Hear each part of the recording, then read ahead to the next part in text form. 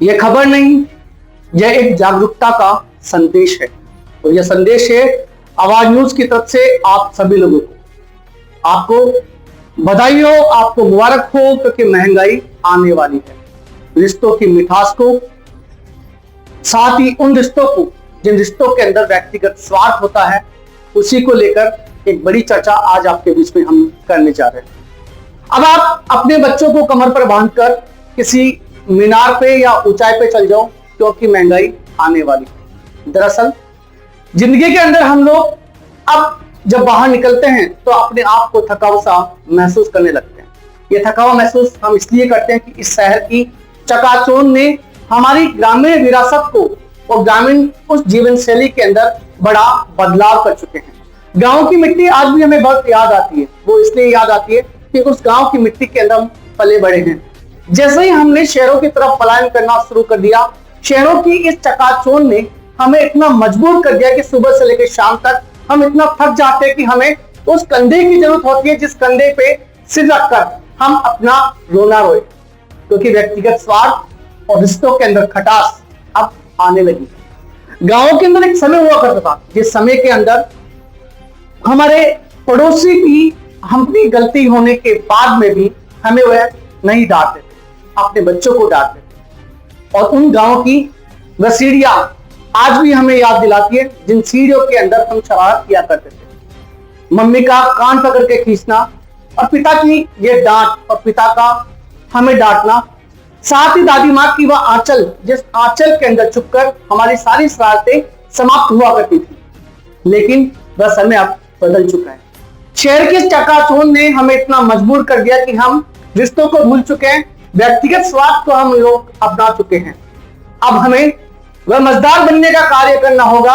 अब हमें उस जागरूकता का कार्य करना होगा ताकि हम एक बार फिर उस गांव की मिट्टी के अंदर समा जाए, उस गांव की मिट्टी को हम फिर याद करने लगे। क्योंकि हमारी जीवन शैली को यदि बदलना है, हमें यदि जीवन शैली के साथ में शिष्टाचार को अपनाना है, तो गांव की सभ्यता को हमें नहीं भूलना होगा, उस सभ्यता को हमें वापस अपनाना होगा। प्रधानमंत्री नरेंद्र मोदी ने एक बड़ा विचार कल व्यक्त किया था कि आप पेट्रोल की खपत कम करें, सोना नहीं खरीदे। वैश्विक जो संकट है, व्यापारिक जो संकट है, वो आने वाला है। आखिर क्यों ऐसा हो रहा है? यदि विश्लेषण किया जाए इन चीजों पे, तो ये सब जो चीजें होती है ये जीवन शैली पे डिपेंड होती है। और जीवन शैली इस शहर के अंदर इतनी खराब हो चुकी है कि हम अपने आप को ही भूल गए हैं।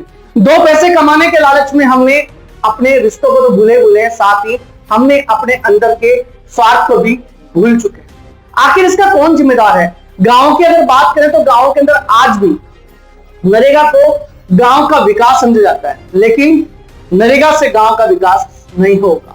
अगर शहर की बात करें तो हम एक जिम्मेदार नागरिक होने के नाते हमारे शहर के अंदर विधायक भी होता है, तो सांसद भी होता है, तो पार्षद भी होता है, लेकिन वो अपनी जिम्मेदारियों से मुक्त हो जाते हैं। जिन लोगों को हम चुनते हैं वही लोग हमारे ऊपर शासन करते हैं, और वही लोग आज एक अच्छी 5 स्टार होटल के अंदर खाना खाते हैं, हवाई जहाज में वह यात्रा करते हैं और अच्छी जगह अपना जीवन व्यतीत करते हैं। और जिन लोगों को हमने चुना है वो उनकी जीवन शैली इस प्रकार से हो जाती है कि हमारे वोट का अधिकार खत्म हो जाता है।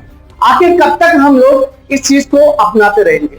हम आपसे यही कहना चाहेंगे कि महंगाई आने वाली है, जरा सोच समझकर उन जनप्रतिनिधियों का चुनाव करें जो जनप्रतिनिधि हमारे लिए सही है, क्योंकि हमारे वोट का अधिकार उस समय याद आ जाता है जब हम लोकतंत्र की प्रक्रिया के अंदर चुनकर जनप्रतिनिधि को विधानसभा, राज्यसभा या लोकसभा में भेज देते हैं, लेकिन वही जनप्रतिनिधि आज हमें भूल जाते हैं। इसलिए इस महंगाई को दूर करने के लिए हमें गांव की सभ्यता को अपनाना पड़ेगा।